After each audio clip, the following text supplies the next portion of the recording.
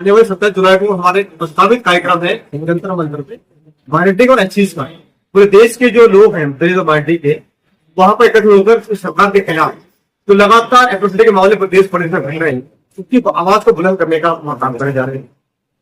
और हम लोग संविधान को मानने वाले लोग हैं और संविधान के तहत जो भी कार्रवाई हो उसके खिलाफ जो भी अपराधी हो उसकी जाति पाति नहीं हो उस अपराध के खिलाफ संविधान रूप में कार्रवाई नहीं। अब अगर हम बात करते हैं अपने प्रदेश के अंदर लगातार एट्रोसिटी के मामले बढ़ रहे हैं, चाहे वो दलित का व्यक्ति हो चाहे माइनॉरिटी की व्यक्ति हो, लगातार पिछले 10 साल में लगातार घटना बढ़ी।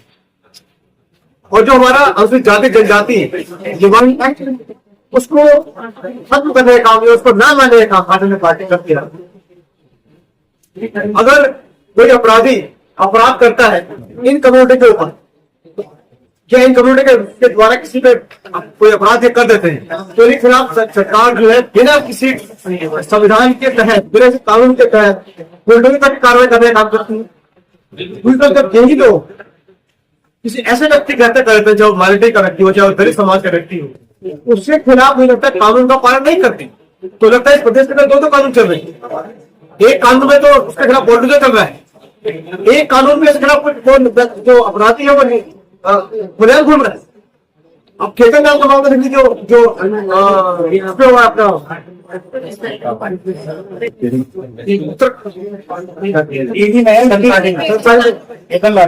मामला हुआ है, उस पर देख लीजिएगा। आज भी जो सारे फर्क हो उस पर और जो हमारा जाति जनजाति विवरण एक्ट है उसको भी कम करके हटा दिया।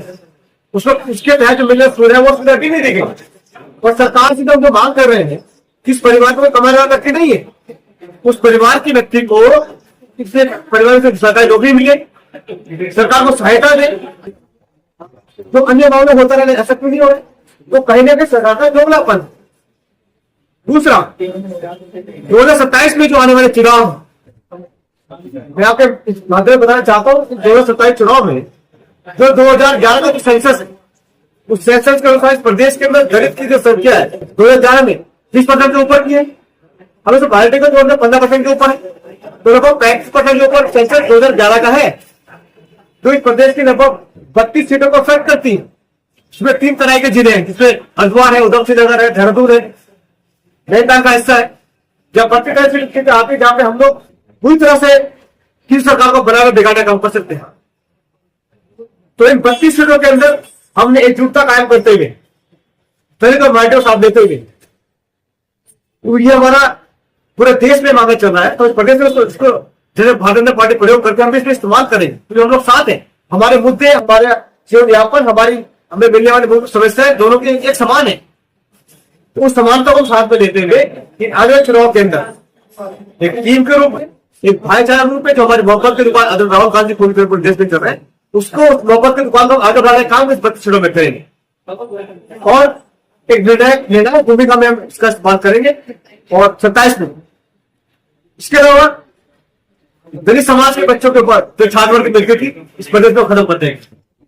जो छात्रावास की सुविधा मिलती थी इसके प्रदेश में खत्म कर देंगे। जो हमारे दलित समाज के बच्चों को आने जाने की निःशुल्क सुविधा मिलती थी एक जिले से दूसरे जिले में, चाहे बस के माध्यम से ट्रेन के माध्यम से, इस सरकार ने खत्म करने का काम किया। तो ये कहेगा संविधान को तोड़ मोड़ काम कर रहे हैं।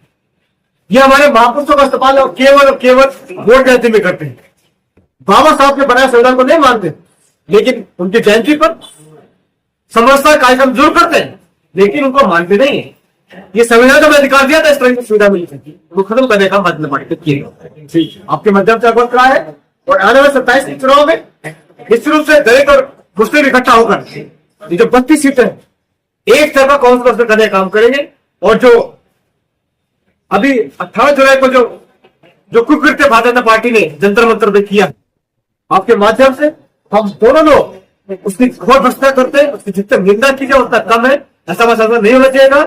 मुझे लगता है जो बेऔलादों की सरकार या चंदेली उनको किसी का औलाद का दुख नहीं है। हमारी बेटियों के साथ, हमारी बहनों के साथ जो अत्याचार किया गया वो अपने आप में बहुत बड़ी बहुत बड़ा अत्याचार भारतीय जनता पार्टी ने किया। इसका जवाब इस देश का नौजवान जो छात्र है उनको निश्चित देगा। ये तैयार